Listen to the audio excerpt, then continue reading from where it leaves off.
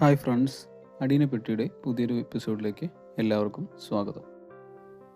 ഇന്ന് നമ്മൾ ഇങ്ങനെയാണ് ഒരു അഡീനിയം പ്ലാന്റിനെ ബോൺസായി രൂപത്തിലാക്കിയെടുക്കുന്നത് എന്ന് നോക്കാം. ഞാൻ ഇവിടെ ഒബേസം പ്ലാന്റ് അല്ല എടുത്തിരിക്കുന്നത്, അറബിക്കം പ്ലാന്റാണ്. അറബിക്കം പ്ലാന്റുകൾ പൊതുവേ ബോൺസായി രൂപത്തിലാണെങ്കിൽ തന്നെ അതിനെ ട്രെയിൻ ചെയ്യാൻ കുറച്ച് രീതികളുണ്ട്. അത് നമുക്ക് അഡീനിയം പോലെ തന്നെ ട്രെയിൻ ചെയ്യാം. അതിൽ രണ്ട് മെത്തേഡുകളാണ്. ഒന്ന് ടിപ്പ് പ്രൂണിങ്, രണ്ടാമത് ലീഫ് പ്രൂണിങ്. ഈ ടിപ്പ് പ്രൂണിങ്ങും ലീഫ് പ്രൂണിങ്ങും ചെയ്യുന്നത് നമ്മൾ നോർമലായിട്ട് ചെയ്യുന്നത് മഴയ്ക്ക് മുമ്പ് ആണ്. കാരണം എന്താ വെച്ചാൽ നമ്മൾ മഴയുള്ള സമയത്ത് കൂടുതൽ നൈട്രജൻ പ്ലാന്റിന് കിട്ടുകയും അത് എലോങ്ങേഷൻ ഓഫ് ബ്രാഞ്ചസ് ഒരുപാട് എലോങ്ങേറ്റ് ചെയ്തു പോകാൻ കാരണമാവുകയും ചെയ്യുന്നു. നല്ല വേനൽ സമയത്ത് ഒരുപാട് വാട്ടറിങ്ങും അതേപോലെ നല്ല വളവും കൊടുക്കുന്ന സമയത്തും ഇതേ സാഹചര്യം ഉണ്ടാവാറുണ്ട്. അപ്പോൾ ഇപ്പോൾ വേനൽ സ്റ്റാർട്ടിങ് ആയതുകൊണ്ട് തന്നെ നമുക്ക് അത് ചെയ്യേണ്ട ഒരു സമയമാണ്. ഇത് അഡീനിയത്തിനും ചെയ്യണം, അതേപോലെ തന്നെ അറബിക്കത്തിനും ചെയ്യണം. ഇതിലിപ്പോൾ എടുത്തിരിക്കുന്നത് 4 ഗോഡ്ജി സീഡ്ലിങ്സ് ആണ്. ഇത് 3 മാസം പ്രായമായിട്ടുള്ള അറബിക്കൻ സീഡ്ലിങ്സ് ആണ്. ഇത് ഇപ്പോൾ അഡീനിയം 1 വർഷമൊക്കെ ആകുമ്പോഴേ നമുക്ക് ഇത്രയും വണ്ണം കിട്ടത്തുള്ളൂ. പക്ഷേ അറബിക്കൻ നമുക്ക് പെട്ടെന്ന് ഗ്രോത്ത് കിട്ടുന്ന ഒരു പ്ലാന്റ് ആണ്. ഇതിൽ നമുക്ക് ശ്രദ്ധിച്ചാൽ കാണാം, ഒരുപാട് ബുഷിയായിട്ട് ഇലകളുണ്ട്. അതായത് പ്ലാന്റ് നല്ല ഹെൽത്തി ആണെന്നാണ് അതിൻ്റെ അർത്ഥം. ഇതിൽ 3-4 ടൈപ്പ് പ്ലാന്റ് ഉണ്ട്. കാരണം ഈ പ്ലാന്റ് ഇപ്പോൾ ഞാൻ കട്ട് ചെയ്തുകൊണ്ടിരിക്കുന്ന ഈ പ്ലാന്റ് ഒരുപാട് ഇലകളുണ്ട്. അപ്പോൾ ഈ ഇലകൾ കൂടുതലായിട്ട് നമുക്ക് വന്നു കഴിഞ്ഞാൽ നമ്മൾ ഇപ്പോൾ വളം കൊടുക്കുന്ന സമയമായതുകൊണ്ട് ബ്രാഞ്ച് എലോങ്ങേറ്റ് ചെയ്ത് പോകാൻ സാധ്യതയുള്ളതുകൊണ്ട് ഏറ്റവും വലിയ ബ്രാഞ്ച്, അതായത് ഒരു അറബിക്കത്തിന് ഒരു മെയിൻ ബ്രാഞ്ച് എന്തായാലും ഉണ്ടാവും. അങ്ങനെയുള്ള അതാണ് അറബിക്കം എന്ന് പറയുന്നത്. കാരണം ഒരു മെയിൻ ബ്രാഞ്ചും കുറേ സബ്സിഡറി ബ്രാഞ്ചും. ഈ മെയിൻ ബ്രാഞ്ചിന് ഉയരം കൂടുതലായിരിക്കും. ബാക്കി സബ്സിഡറി ബ്രാഞ്ചുകൾ നമ്മൾ അത്യാവശ്യം ഒരേപോലെ വളരാൻ സാധിക്കുന്ന രീതിയിലാണ് നമ്മളിത് ട്രെയിൻ ചെയ്യുന്നത്.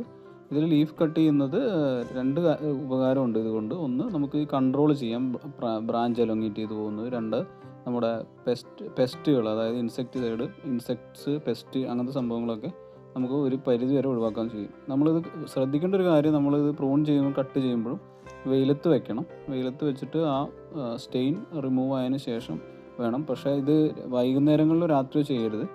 രാവിലെ സമയത്ത് ചെയ്തിട്ട് വേണം വെയിലത്ത് വയ്ക്കാനായിട്ട്. അപ്പോൾ ഈ പ്ലാന്റ് ശ്രദ്ധിച്ചു കഴിഞ്ഞാൽ നമ്മൾ നോക്കി അതിൻ്റെ സബ്സിഡറി ബ്രാഞ്ചിൻ്റെ ഇലകളൊന്നും കട്ട് ചെയ്തില്ല, മെയിൻ സ്റ്റെം മാത്രം കട്ട് ചെയ്തു. ഈ പ്ലാന്റ് ഒന്ന് ശ്രദ്ധിച്ചു കഴിഞ്ഞാൽ നമുക്ക് മനസ്സിലാവും ഇതൊരു റോക്കറ്റ് ടൈപ്പാണ്. ഒരു റോക്കറ്റ് ടൈപ്പായിട്ടാണ് പോകുന്നത്. കാരണം അതിൻ്റെ മെയിൻ ബ്രാഞ്ചസിൽ മാത്രം വലിയ ഇലകളുള്ളൂ, ആ ബ്രാഞ്ച് മാത്രം എലോങ്ങേറ്റ് ചെയ്ത് പോകുന്നതായിട്ട് കാണാൻ സാധിക്കും. അപ്പോൾ ഇങ്ങനെയുള്ള അവസ്ഥയിൽ അത് മാത്രം നമ്മൾ കട്ട് ചെയ്ത് കളഞ്ഞ് അതിൻ്റെ ചുറ്റുമുള്ള ബ്രാഞ്ചസ് വരാൻ നിൽക്കുന്ന ഇലകൾ അതിൽ നിർത്തും. അപ്പോൾ നമുക്കെന്താ വെച്ചാൽ ആ ഇലകളുള്ള ബ്രാഞ്ചുകൾ മാത്രം ഇനി ഉയർന്നു വരും, ബാക്കിയുള്ളത് അതേപോലെ തന്നെ നിൽക്കും. ഇപ്പോൾ ഈ പ്ലാന്റ് ശ്രദ്ധിച്ചാൽ കാണാം, മെയിൻ സ്റ്റെമ്മിലാണുള്ളത്. ഇതൊരു റോക്കറ്റ് ടൈപ്പിലേക്ക് വരാൻ സാധ്യതയുള്ള ഒരു പ്ലാന്റാണ്. അപ്പോൾ നമ്മളെന്താ ചെയ്യുന്നത് വെച്ചാൽ അതിൻ്റെ മെയിൻ സ്റ്റെമ്മിലെ ഇലകളും നമ്മൾ കട്ട് ചെയ്ത് കളയും. ഇത്രയേ ഉള്ളൂ. നമ്മളൊരു സിമ്മട്രിയിലേക്ക് പ്ലാന്റിനെ കൊണ്ടുവരികയാണ് ചെയ്യുന്നത് ഈ ലീഫ് പ്രൂണിങ് വഴി ചെയ്യാൻ ഉദ്ദേശിക്കുന്നത്. ഇപ്പോൾ നമുക്ക് ഒരു ഐഡിയ ഇതിനെ പറ്റിയിട്ട് ലഭിച്ചു എന്ന് ഞാൻ വിചാരിക്കുന്നു. ഇപ്പോൾ ഈ റോക്കറ്റ് ടൈപ്പ് പ്ലാന്റിൽ കുറച്ചധികം ബ്രാഞ്ച് എലോങ്ങേഷൻ ഉള്ളത് കൊണ്ട് തന്നെ കണ്ടില്ലേ, നമ്മൾ 2 പ്ലാന്റ് നോക്കുകയാണെങ്കിലും ആ ലെഫ്റ്റ് സൈഡിലുള്ള പ്ലാന്റിന് ബ്രാഞ്ച് എലോങ്ങേഷൻ കൂടുതലാണ്. അപ്പോൾ നമുക്കൊരു കാര്യം ചെയ്യാം, അതിൻ്റെ ടിപ്പ് പ്രൂൺ ചെയ്യാം. ഇതിനാണ് ടിപ്പ് പ്രൂണിങ് എന്ന് പറയുന്നത്. അപ്പോൾ നമ്മൾ ആ ടിപ്പ് പ്രൂൺ ചെയ്തെടുത്തുനിന്ന് ചുറ്റും ഒരു 2-3 മുകുളങ്ങളായിട്ട് പുതിയ ബ്രാഞ്ചസ് വീണ്ടും വരുന്നതാണ്. അപ്പോൾ ഈ ടിപ്പ് പ്രൂൺ ചെയ്യുമ്പോഴൊക്കെ സ്റ്റെയിൻ വരും. ഈ സ്റ്റെയിന് അത്യാവശ്യം വൈപ്പ് ചെയ്യുകയോ ഫംഗിസൈഡ് അപ്ലൈ ചെയ്തിട്ട് നമ്മൾ വെയിലത്ത് വയ്ക്കുകയാണ് ചെയ്യേണ്ടത്. ഇങ്ങനെ ഒന്നും ചെയ്യാതെ നമ്മൾ വെറുതെ ഒരു സീഡിട്ട് മുളപ്പിച്ചിട്ട് അത് വളർന്നോളും എന്നുള്ള ഭാവത്തിൽ നമ്മൾ ഇരുന്ന് കഴിഞ്ഞാൽ ആ പ്ലാന്റിൻ്റെ സിമ്മട്രി നഷ്ടപ്പെടും. അതിനൊരു പ്രത്യേക ഷേപ്പോ കാര്യങ്ങളോ ഒന്നും ഉണ്ടാവില്ല. വെറുതെ ബ്രാഞ്ച് എലോങ്ങേഷൻ വന്നിട്ട് നമ്മൾ ശ്രദ്ധിക്കാതെ പോകും. അങ്ങനെയാണ് ഉണ്ടാവാറ് ഒരുവിധ ആളുകളിലൊക്കെ. നമ്മൾ ഇത്തരം കാര്യങ്ങളൊക്കെ നമ്മൾ ശ്രദ്ധിച്ചാൽ മാത്രമേ ഒരു പ്ലാന്റ് അതിൻ്റെ ഷേപ്പിലേക്ക് ആക്കിയെടുക്കാൻ പറ്റൂ.